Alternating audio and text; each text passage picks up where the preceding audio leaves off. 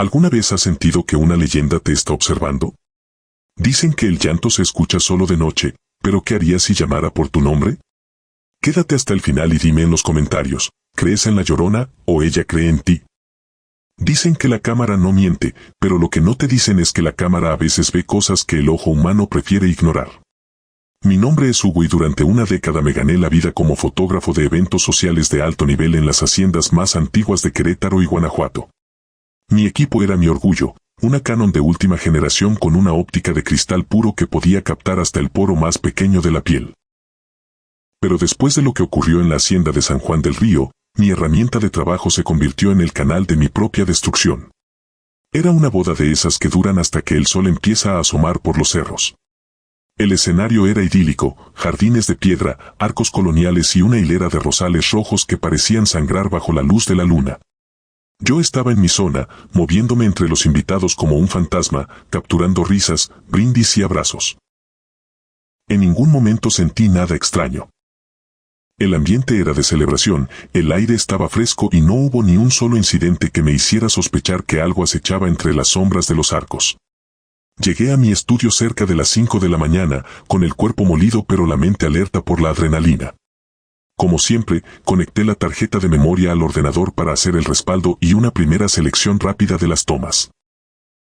Fue entonces cuando el cansancio desapareció de golpe, sustituido por una descarga de frío que me recorrió la columna vertebral. Empecé a revisar una ráfaga de fotos que tomé en el jardín de los Rosales, justo antes de que los novios entraran al salón principal.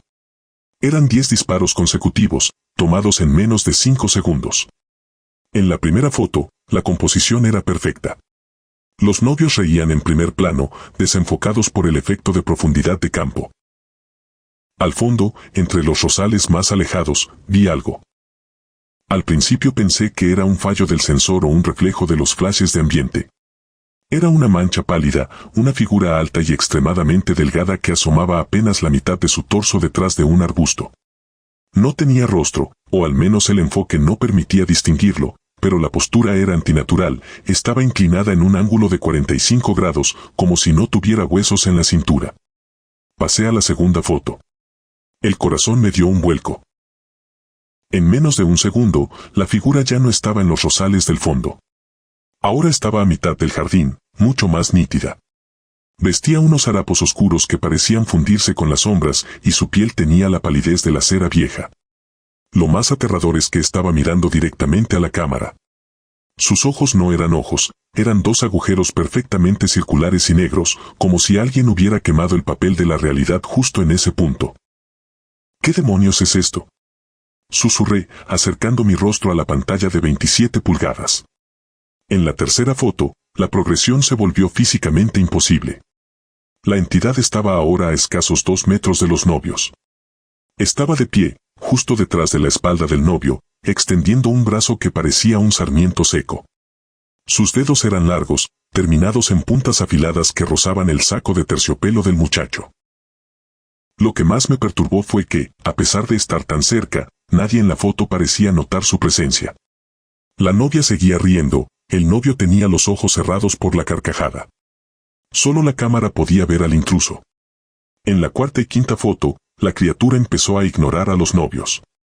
Su cabeza, calva y llena de venas azuladas que palpitaban bajo la piel translúcida, se giró hacia donde yo estaba parado en el momento del disparo. En la sexta foto, la entidad dio un paso hacia adelante. Su imagen ya no estaba desenfocada. El lente de mi cámara, de forma automática, había decidido enfocar a la criatura en lugar de a los protagonistas de la boda. Pude ver el detalle de su boca, no tenía labios, solo una hilera de dientes finos como agujas que se amontonaban unos sobre otros en una encía grisácea. Empecé a sudar frío. Mis dedos temblaban sobre el teclado. Pasé a la séptima foto. La figura ya no estaba en el jardín. Estaba ocupando casi todo el encuadre. Se había movido desde el fondo hasta la lente en menos de 3 segundos. Su rostro deforme estaba a centímetros del cristal. Pude ver una especie de vapor o moho negro saliendo de sus cuencas oculares. Llegué a la novena foto. La pantalla se llenó de una textura carnosa y pálida.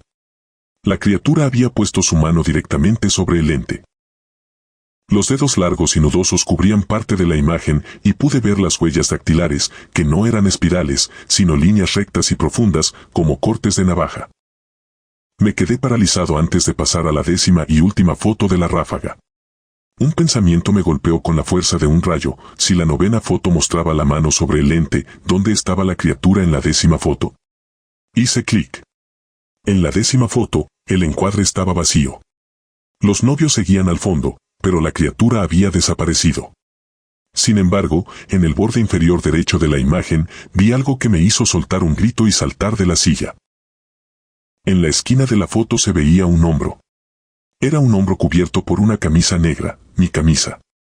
Y sobre ese hombro, una mano pálida de dedos larguísimos se cerraba con fuerza, hundiéndose en la tela.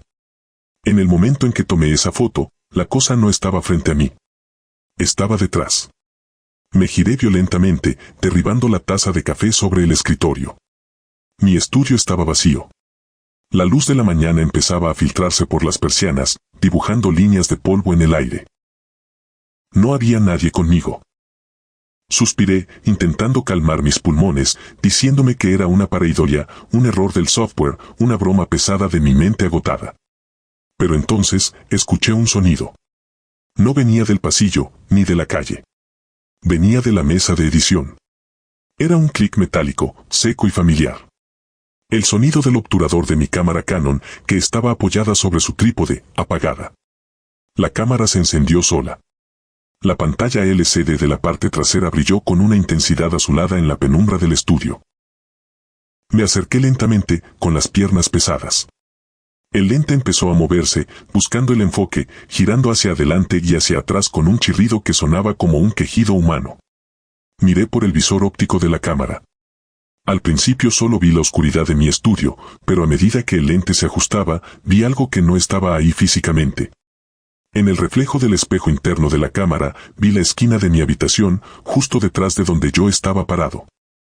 Y allí, agachada en el rincón más oscuro del techo, estaba la figura de las fotos. Se mecía lentamente, con sus dedos largos clavados en el yeso, esperando a que yo dejara de mirar por el visor para bajar.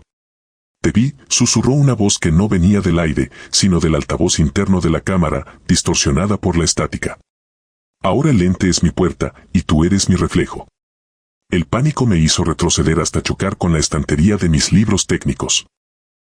La cámara, sobre su trípode, seguía viva. El lente se extendía y se contraía rítmicamente, como si el equipo estuviera respirando, emitiendo un calor febril que empezaba a oler a plástico quemado y a ozono. Sabía que si apartaba la vista de la pantalla LCD, esa cosa bajaría del techo. El visor era lo único que me permitía rastrear su posición en una realidad que mis propios ojos no podían percibir. «¿Qué quieres?», grité, pero mi voz sonó pequeña frente al zumbido electrónico que llenaba el estudio. La respuesta fue visual. La cámara disparó una ráfaga automática. La luz blanca inundó la habitación, cegándome por fracciones de segundo. En cada destello, el visor mostraba una imagen nueva que se guardaba en la tarjeta. Me arrastré hacia el escritorio y, con manos temblorosas, abrí la carpeta de vista previa en el monitor. Las fotos se estaban cargando en tiempo real, sin que yo tocara nada. En la primera imagen de la nueva serie, la criatura ya no estaba en el techo. Estaba sentada en mi silla de edición, justo donde yo había estado sentado segundos antes. Tenía mis auriculares puestos, y sus cuencas vacías parecían mirar con curiosidad los archivos de la boda. En la segunda foto, la entidad se había inclinado hacia la pantalla del monitor, su rostro deforme estaba a milímetros del mío en la foto, como si estuviera intentando lamer mi imagen digital. Sentí una presión gélida en la nuca. La temperatura del estudio bajó tanto que mi aliento formaba nubes de vapor. En la pantalla, apareció la tercera foto, la criatura ya no estaba en la silla. Estaba de pie, justo detrás de mí, rodeando mi cuello con sus dedos infinitos. Sentí el contacto físico. No era una sombra, era una textura de cuero frío y húmedo que se apretaba contra mi laringe. No podía gritar. El aire se me escapaba mientras veía mi propia muerte retratada en píxeles de alta resolución. La luz captura el alma. La voz volvió a salir del altavoz de la cámara, pero esta vez sonaba como 1000 cristales rompiéndose. Pero la oscuridad la retiene para siempre. En un acto de desesperación pura, agarré el trípode y lo volqué. La cámara golpeó el suelo con un crujido seco, pero no se apagó. El lente quedó apuntando hacia arriba, hacia mi rostro. La luz roja del temporizador empezó a parpadear con una velocidad frenética. Entendí que la entidad no estaba en mi habitación, no exactamente. Estaba vinculada al sensor, atrapada en el juego de espejos y cristales de la óptica. Cada vez que el obturador se abría, ella ganaba terreno en mi mundo. Si la cámara tomaba una foto más, ella cruzaría el umbral del lente por completo.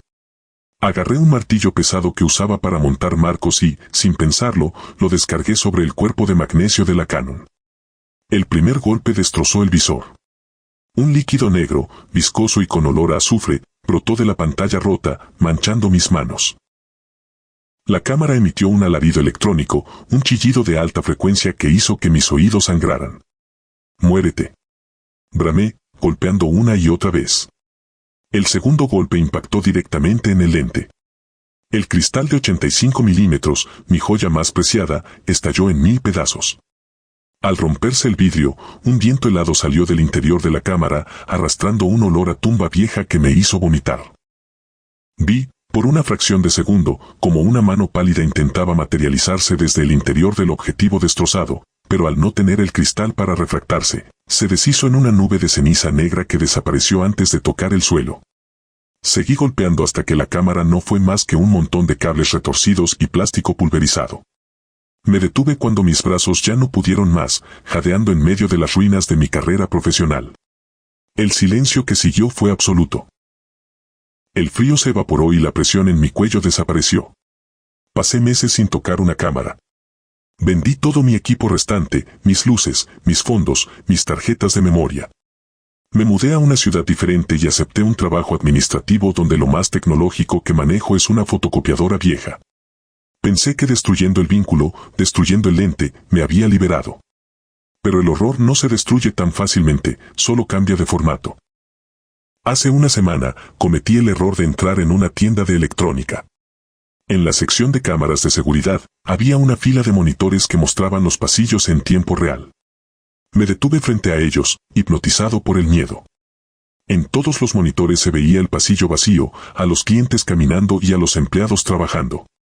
Pero en el monitor central, el que me enfocaba a mí, vi algo que me detuvo el corazón. Detrás de mi reflejo, justo sobre mi hombro derecho, había una mancha pálida. Una figura delgada, sin ojos, que se mecía lentamente. La entidad no se había ido. Se había quedado grabada en mi córnea, o quizá en mi propia sombra. Al no tener mi cámara para manifestarse, ahora usa cualquier lente que me enfoque para recordarme que sigue ahí. Anoche, intenté tomarme una foto con el móvil para ver si seguía ahí. No vi nada en la pantalla mientras enfocaba. Pero al revisar la galería un segundo después, en la foto aparecía mi habitación vacía. Destruye la tarjeta. Porque hay cosas que solo necesitan que las mires una vez para que ellas nunca dejen de mirarte a ti. En un pequeño pueblo mexicano, donde las tradiciones del pasado se entrelazan con las sombras de la modernidad, el susurro de la leyenda de La Llorona se ha convertido en parte de la vida cotidiana. Muchos han oído historias sobre ella, pero pocos creen realmente en su existencia. Sin embargo, hay quienes saben que la realidad a menudo es más aterradora que cualquier mito. Nuestra historia comienza con Sofía, una joven madre soltera que ha vuelto a su hogar natal tras la muerte de su abuela. La casa familiar, ubicada al borde de un río que serpentea por el pueblo, está llena de recuerdos, pero también de secretos oscuros. Sofía tiene un hijo, Lucas, un niño de 6 años lleno de curiosidad y energía. La noche que llegan a la casa, mientras el sol se oculta en el horizonte, Sofía siente una inquietud inexplicable, como si alguien la estuviera observando. Una semana después de instalarse, Lucas empieza a mostrar un comportamiento extraño. Se levanta en medio de la noche para hablar con alguien invisible y a menudo menciona a una mujer con un vestido blanco que llora cerca del río. Sofía, preocupada por la salud mental de su hijo, decide ignorar sus palabras, convencida de que son solo fruto de su imaginación. Sin embargo, cuando empieza a escuchar el llanto lejano, similar a una melodía triste que llena el aire nocturno, sus dudas comienzan a aflorar. Desesperada por encontrar respuestas, Sofía busca a su viejo amigo, don Manuel, el anciano del pueblo, conocido por sus conocimientos sobre la historia y las leyendas locales. Al reunirse con él, le cuenta sobre Lucas y sus extrañas experiencias. Don Manuel escucha con atención y, tras un largo silencio, le revela que la leyenda de La Llorona es más que un simple cuento, es una advertencia para las madres que descuidan a sus hijos. Se dice que ella vaga por las riberas de los ríos, buscando a sus hijos perdidos, y que atrae a los pequeños con su llanto desgarrador. Intrigada pero escéptica, Sofía decide investigar más sobre la leyenda. A través de relatos de los ancianos del pueblo, descubre que muchos niños han desaparecido a lo largo de los años, siempre en noches de luna llena. Cada relato termina con la misma pregunta: ¿quién es la verdadera Llorona? Una noche, impulsada por la necesidad de proteger a su hijo, Sofía se dirige al río. Allí, al borde del agua, escucha claramente los lamentos de una mujer. Su voz resuena entre los árboles como un eco de dolor y tristeza. Lucas, que la acompaña, mira hacia el agua, sus ojos llenos de miedo y fascinación. Ella está triste, mamá, dice el niño, y, sin que Sofía pueda detenerlo, se acerca a la orilla. Sofía siente un pánico indescriptible y corre tras él, pero antes de que pueda alcanzarlo, algo la detiene. En el reflejo de la luna sobre el agua, ve la figura de una mujer vestida de blanco, con el cabello oscuro y desordenado, su rostro oculto entre sombras. La mujer extiende su mano hacia Lucas, y el niño, hipnotizado, parece dispuesto a ir con ella. Con una fuerza desesperada, Sofía grita su nombre. Lucas, ven aquí. El sonido de su voz parece romper el hechizo, y el niño se vuelve hacia su madre, asustado pero consciente. Sofía lo abraza con fuerza mientras la figura en el agua comienza a desvanecerse, llevándose consigo el eco de su llanto. Sin embargo, la experiencia no termina ahí. De regreso a casa, Sofía se siente profundamente perturbada. Esa noche, no logra dormir, atormentada por visiones de la mujer llorando por sus hijos perdidos. Mientras tanto, Lucas duerme inquieto, sus sueños plagados por la presencia de la Llorona. Días después, al explorar el sótano de la casa de su abuela, Sofía encuentra un viejo diario. Al abrirlo, descubre que perteneció a su abuela y está lleno de historias sobre la Llorona. Una de las entradas destaca una advertencia. No ignores el llanto. Ella busca compañía. Con cada página que lee, siente que algo oscuro la envuelve, como si su abuela también hubiera intentado protegerla de un destino similar. A medida que el ciclo lunar avanza, los llantos se intensifican y el terror se cierne sobre el pueblo. Más niños comienzan a desaparecer, y la gente murmura que la Llorona ha regresado con venganza. Sofía, decidida a enfrentar a esta entidad, visita a don Manuel una vez más. Él, viendo su determinación, le ofrece un ritual que podría ayudar a liberar el espíritu atormentado. Pero debes hacerlo con amor y valor, advierte. La noche del ritual, el viento sopla con fuerza y el cielo se tiñe de un rojo ominoso. Sofía, acompañada de Lucas, se dirige nuevamente al río. En medio de la oscuridad, recita las palabras de don Manuel mientras el agua refleja la inquietante figura de la Llorona, que aparece de nuevo, esta vez más nítida que nunca. ¿Por qué me has llamado?, pregunta la mujer, su voz resonando como un eco en el vacío. Sofía, temblando pero firme, responde: te escuchamos, Llorona. Sabemos de tu dolor. Pero no puedes llevarte a nuestros hijos. La figura se agita, sus ojos llenos de tristeza. Finalmente, en un acto de desesperación y compasión, Sofía le ofrece lo que más desea, su comprensión. La Llorona, con lágrimas que parecen de agua de río, empieza a desvanecerse, y en su lugar, el llanto se transforma en un hermoso canto de despedida. Lucas mira a su madre, comprendiendo que la tristeza de la mujer no era malicia, sino un profundo sufrimiento. Al amanecer, el pueblo despierta aliviado, los niños han regresado, y la leyenda de la Llorona se convierte en un recordatorio del amor materno, del sacrificio y del poder de enfrentar nuestros miedos. Sofía siente que, aunque la peligrosa figura ahora se ha desvanecido, siempre habrá ecos de su llanto en las aguas del río. Y así, en un mundo donde las leyendas cobran vida, Sofía sigue adelante. El pueblo parecía detenido en el tiempo. Casas bajas de muros agrietados, calles de tierra que levantaban polvo con cada paso y un río ancho y oscuro que lo bordeaba como una cicatriz antigua. Sofía regresó ahí al terminar el semestre universitario, obligada más por el cariño hacia su abuela que por nostalgia. El calor del verano caía pesado, pegajoso, como si el aire mismo se negara a moverse. Desde pequeña había escuchado la misma advertencia una y otra vez. No te acerques al río cuando cae la noche. La abuela siempre bajaba la voz al mencionarlo, como si temiera que alguien más escuchara. La Llorona, decía, rondaba esas aguas buscando lo que había perdido. Sofía creció, se fue a la ciudad, estudió ciencias, y esas historias quedaron archivadas como supersticiones rurales. La primera semana transcurrió sin incidentes, hasta que una noche sus amigos de la infancia la invitaron a reunirse junto al río. El cielo estaba despejado, la luna reflejándose en el agua negra como un espejo roto. Se sentaron en círculo, contando chistes y exagerando historias de terror. Entre risas, alguien imitó un llanto lastimero.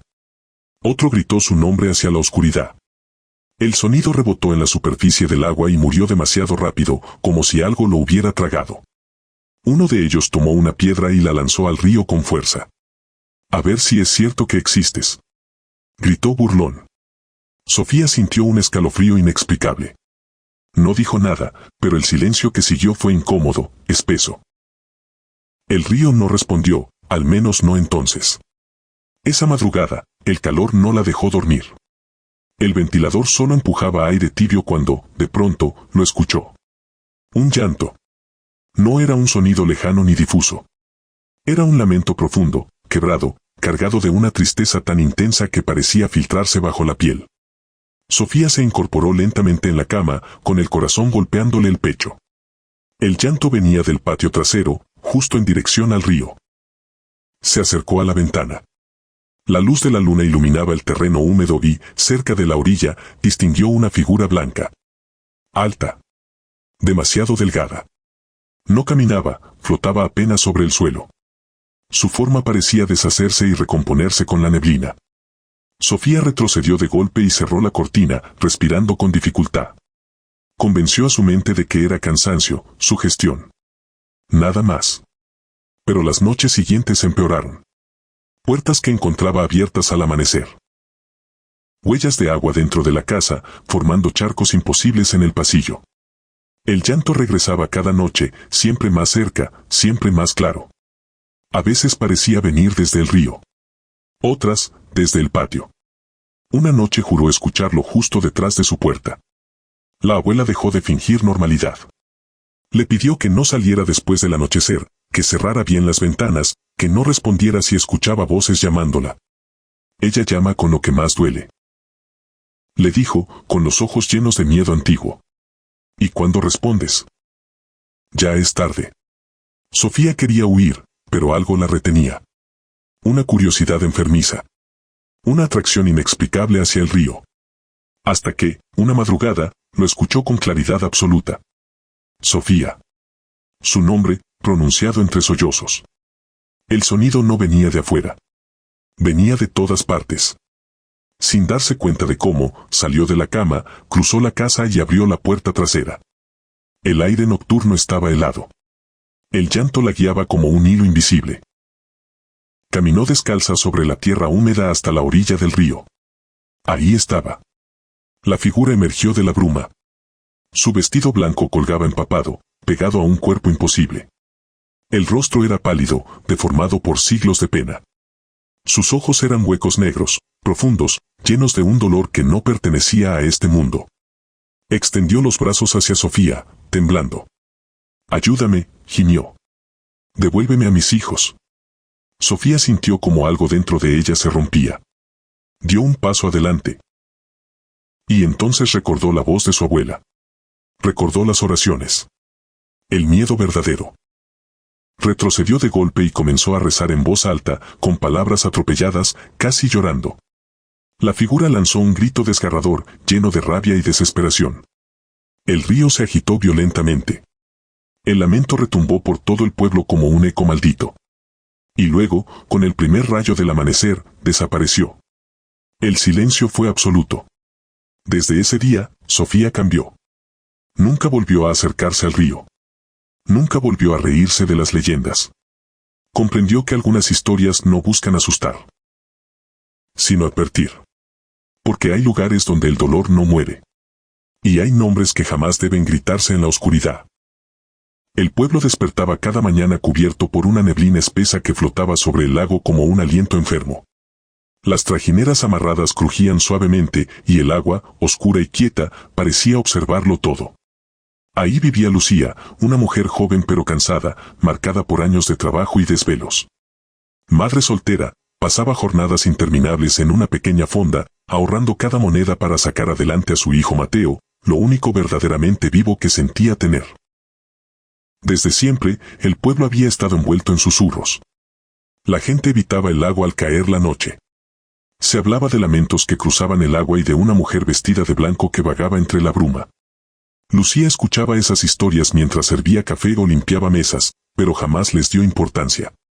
Para ella, eran excusas para explicar desgracias antiguas. Hasta la noche en que Mateo desapareció. Llovía con furia. El viento azotaba las ventanas y el lago se agitaba como si algo se removiera en sus profundidades. Lucía había dejado a su hijo dormido, agotado tras un día largo. Cuando regresó a casa, la cama estaba vacía. La puerta trasera, entreabierta. El grito que salió de su garganta desgarró la lluvia. Corrió por las calles embarradas llamando su nombre, golpeando puertas, implorando ayuda. Los vecinos se unieron a la búsqueda, pero evitaban mirar directamente hacia el lago. Algunos murmuraban haber escuchado llantos. Otros aseguraban haber visto una silueta blanca deslizándose sobre el agua, inmóvil, imposible. Lucía se negaba a escuchar. Organizó búsquedas con linternas, con perros, con todo lo que pudo. Día tras día. Noche tras noche. Pero algo cambió. Cada madrugada, un lamento surgía en la distancia. Al principio era apenas audible, confundido con el viento. Luego se volvió claro, prolongado, cargado de un dolor que oprimía el pecho.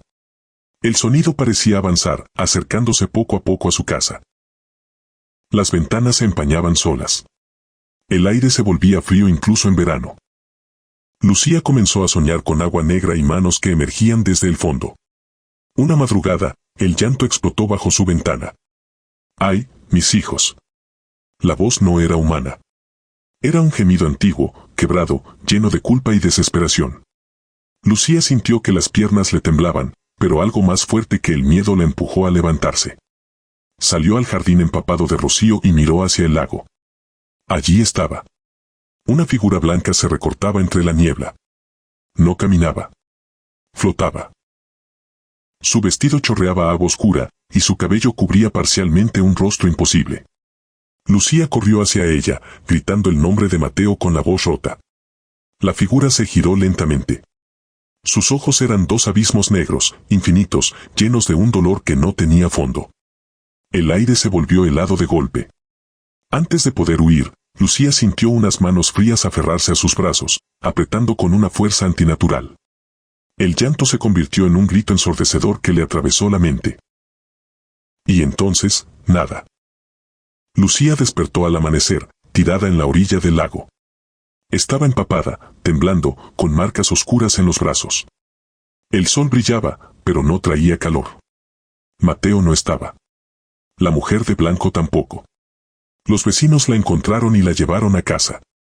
Algunos, con los ojos bajos, le contaron la verdad que nadie quería decir en voz alta, no era la primera. Otros padres habían perdido a sus hijos cerca del agua. Todos habían escuchado el mismo llanto. Todos habían visto lo mismo. Lucía nunca recuperó a Mateo. Nunca supo exactamente qué ocurrió aquella noche. Pero dejó de negar las leyendas. Ahora, cada atardecer, advierte a los niños del pueblo que se alejen del lago. Reza cuando la niebla baja y el viento trae lamentos lejanos. Y cuando escucha ese llanto cruzando el agua, cierra los ojos y pide perdón, por las madres que aún buscan, vivas o muertas, a los hijos que el lago jamás devolvió. El pueblo parecía encogerse cuando caía la noche. Las luces eran pocas, amarillentas, y el murmullo constante del río envolvía las casas más antiguas como una respiración pesada. En una de ellas, justo al borde del agua, vivía Valeria, una joven que había aprendido demasiado pronto a hacerse adulta. Tras la muerte de su abuela, se había mudado ahí con su hermanito Tomás, un niño pequeño, silencioso, que aún despertaba algunas noches llamando a alguien que ya no estaba. Valeria había escuchado las historias desde siempre. La Llorona. El alma que vagaba cerca del agua buscando a sus hijos.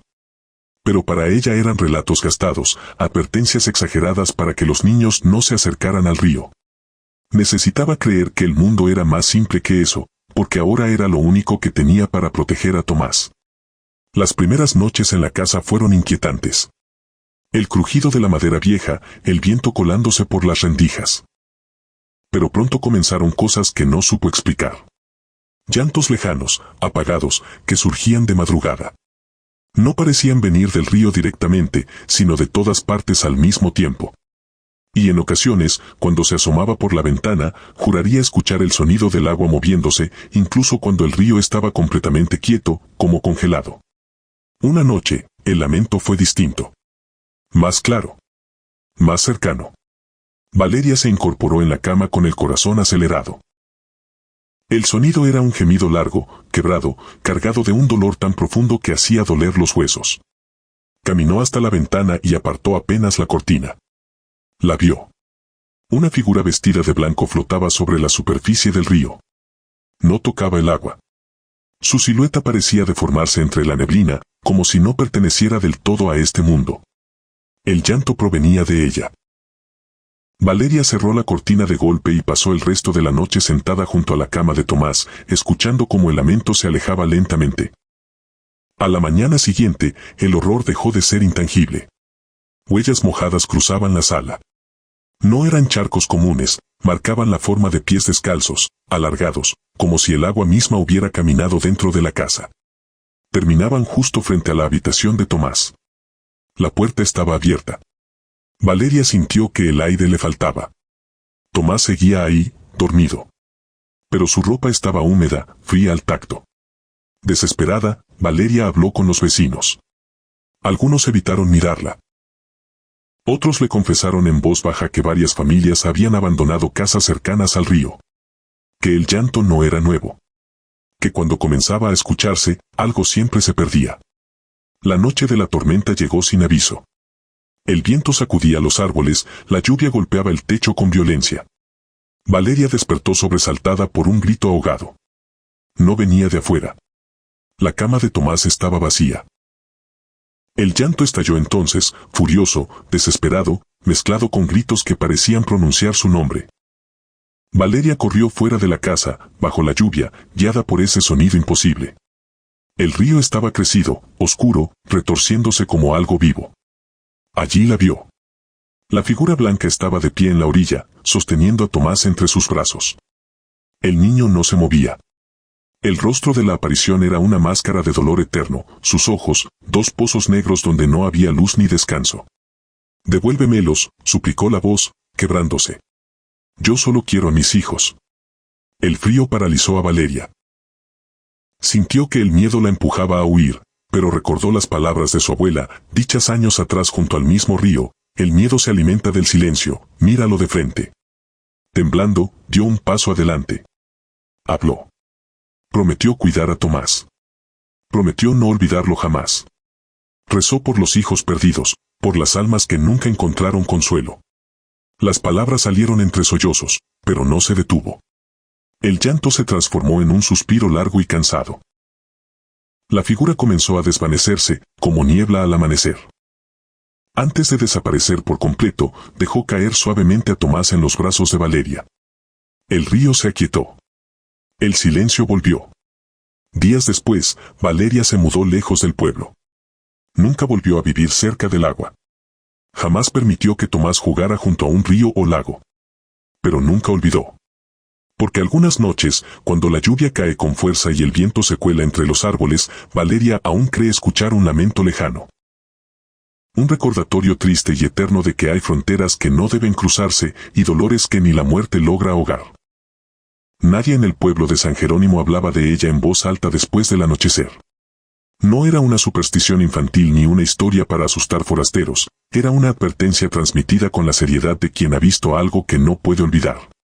Cuando el sol se ocultaba detrás de los canales y el aire se volvía húmedo y espeso, las puertas se cerraban, las velas se apagaban temprano y los perros dejaban de ladrar. Entonces, si el silencio era absoluto, podía escucharse un lamento lejano, prolongado, tan cargado de dolor que parecía arrastrarse sobre el agua. Ahí anda, decían los ancianos sin necesidad de nombrarla, porque todos sabían que la Llorona no toleraba ser invocada. La leyenda era antigua, tanto como el cauce del río que atravesaba el pueblo. Contaban que, muchos años atrás, vivió una mujer llamada María, hermosa y orgullosa, que se enamoró de un hombre que jamás la reconoció como esposa. Con él tuvo hijos y durante un tiempo creyó que el amor bastaría para sostenerlos. Pero cuando él la abandonó por una mujer de su misma clase, algo se quebró en su interior. Cegada por la rabia y el miedo a la miseria, llevó a sus hijos al río una noche sin luna y los hundió bajo el agua hasta que dejaron de moverse. Al darse cuenta de lo que había hecho, el grito que lanzó fue tan desgarrador que, según dicen, aún sigue resonando. Yo escuché esa historia por primera vez cuando regresé al pueblo tras 15 años de ausencia.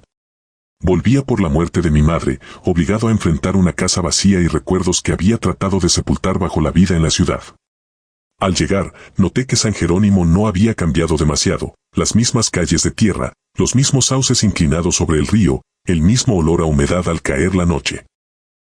Lo que sí había cambiado era la forma en que la gente me miraba cuando pregunté, casi con ligereza, si la leyenda seguía contándose. Nadie respondió de inmediato. Solo una mujer mayor, con los ojos hundidos y la voz baja, me dijo que no era un cuento, que nunca lo había sido. La primera noche la pasé en la vieja casa familiar, sin electricidad y con el viento colándose por las rendijas. Traté de dormir temprano, pero el silencio era tan denso que parecía presionar mis oídos. Cerca de la medianoche, escuché algo que no supe identificar de inmediato, un sonido largo, quebrado, como un sollozo que se arrastraba por el aire. Al principio pensé que era el viento entre los árboles, pero pronto comprendí que tenía un ritmo, una intención. Era un lamento que se acercaba y se alejaba, como si quien lo emitiera buscara algo sin encontrarlo jamás. Me incorporé en la cama con el corazón acelerado, recordando de golpe cada palabra de la historia que me habían contado de niño. Los días siguientes intenté convencerme de que todo tenía una explicación lógica. El río crecía por la temporada de lluvias, los sonidos se amplificaban por la noche y la sugestión hacía el resto. Sin embargo, cada persona con la que hablaba reforzaba la misma advertencia: no caminar cerca del agua después del anochecer, no responder si escuchaba a una mujer llorar, no salir a buscar el origen del lamento. Un anciano me dijo que la Llorona se aparecía primero como un sonido lejano, casi compasivo, pero que cuando la escuchaba cerca ya era demasiado tarde. Según él, los que la habían visto de frente no habían vuelto a ser los mismos, si es que volvían. La cuarta noche decidí salir. No por valentía, sino por una mezcla de incredulidad y necesidad de enfrentar aquello que me había perseguido desde niño. Tomé una linterna y caminé hacia el río, siguiendo el sendero que serpenteaba entre los árboles. El aire estaba frío y el cielo cubierto de nubes bajas que ocultaban la luna. A medida que me acercaba al agua, el lamento volvió a escucharse, esta vez más claro, más cercano. Era el llanto de una mujer, profundo y desesperado, que pronunciaba entre sollozos una frase inconfundible: «¡Ay, mis hijos!». Sentí un nudo en el estómago y una presión en el pecho que me obligó a detenerme. La linterna iluminó la orilla del río, donde la corriente se movía lenta y oscura. Entonces la vi. A cierta distancia, de pie entre la niebla que se levantaba del agua, había una figura femenina vestida de blanco. Su ropa parecía antigua, empapada y pesada, y su cabello largo le cubría el rostro. No caminaba, se deslizaba apenas sobre la superficie húmeda, como si no tocara el suelo. El llanto provenía de ella, pero no era un llanto humano común, había en él una resonancia hueca, como si surgiera de un lugar vacío. Quise gritar, pero la voz se me quedó atrapada en la garganta. Recordé las advertencias demasiado tarde. La figura levantó lentamente la cabeza, y aunque su rostro seguía oculto, supe que me había percibido. El llanto cesó de golpe, reemplazado por un silencio insoportable. Di un paso atrás, luego otro, sin apartar la vista de ella. El aire se volvió más frío y la linterna comenzó a parpadear. Sentí una certeza absoluta y aterradora: no estaba allí por casualidad. La Llorona no solo vagaba buscando a sus hijos, también atraía a quienes, como yo, se atrevían a escucharla y a seguir su llamado. Y en ese momento comprendí que había cruzado un límite del que quizá no podría regresar. Mis piernas temblaban, pero el miedo no me paralizó del todo, al contrario, me empujó a retroceder lentamente, con la respiración contenida, como si cualquier sonido pudiera delatarme. La figura permanecía inmóvil junto al río, envuelta en la niebla, pero sentía su presencia con una claridad insoportable. No necesitaba ver su rostro para saber que su atención estaba fija en mí, como si me hubiera reconocido o, peor aún, como si me hubiera estado esperando desde siempre. Di media vuelta y corrí sin mirar atrás.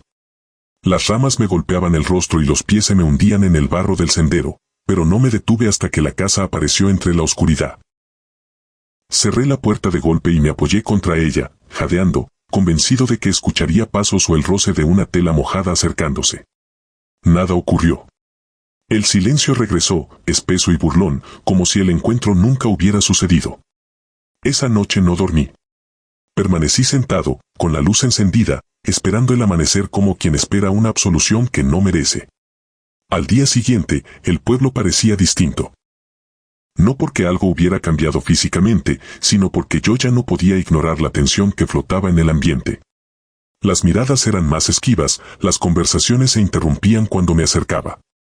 Una mujer me tomó del brazo y, en voz baja, me preguntó si había escuchado el llanto. No negué. Sus ojos se llenaron de una compasión inquietante, como si ya supiera el desenlace. Me dijo que la Llorona no se conformaba con asustar, cuando alguien la veía, quedaba marcado. Ella se aparece para que recuerdes, murmuró, y se alejó sin explicar más. Los recuerdos comenzaron a surgir de forma involuntaria. Soñaba con agua oscura, con manos pequeñas agitándose bajo la superficie, con un grito que se confundía con el mío. Empecé a recordar cosas que había enterrado en lo más profundo de mi mente, discusiones en casa, noches en que mi madre lloraba en silencio, una infancia marcada por el abandono de mi padre. Comprendí entonces que la leyenda no solo hablaba de una mujer que había perdido a sus hijos, sino del peso insoportable de la culpa y el dolor que se hereda, que se arrastra de generación en generación como una maldición silenciosa. La siguiente noche, el llanto volvió, esta vez más cerca de la casa. No era un sonido lejano, parecía provenir del patio, del otro lado de la pared. Me tapé los oídos, pero la voz se filtraba en mi cabeza, pronunciando de nuevo aquellas palabras cargadas de angustia. Recordé otra advertencia: nunca respondas. Nunca intentes consolarla. Aún así, sentí una necesidad irracional de salir, de enfrentarla, como si hacerlo pudiera poner fin a la persecución. Contra todo instinto de supervivencia, abrí la puerta y caminé hacia la oscuridad. El patio estaba cubierto de niebla, y el aire olía a río. Allí estaba ella, más cerca que nunca. Su vestido blanco estaba desgarrado y goteaba agua que no dejaba charcos en el suelo. Cuando levantó el rostro, por primera vez pude verlo. No tenía ojos, solo cavidades oscuras de las que parecía brotar el llanto. Su boca se abrió en un gesto imposible, y de ella salió un grito que me atravesó el cuerpo. Sentí un dolor punzante en el pecho y caí de rodillas, incapaz de apartar la mirada. En ese instante, entendí que no buscaba a sus hijos, buscaba a alguien que cargara con su pena. La visión se desvaneció de golpe. Desperté al amanecer, tendido en el patio, empapado y con el cuerpo entumecido. Durante días estuve enfermo, con fiebre y delirios en los que volvía a escuchar el lamento. Cuando finalmente pude levantarme, supe que no podía quedarme más tiempo en San Jerónimo. Me despedí del pueblo sin ceremonias y partí con la sensación de que algo se había quedado conmigo. Aún ahora, lejos del río y de los sauces, algunas noches escucho un llanto lejano. Ya no corro. Sé que la Llorona no abandona a quienes han oído su llamado.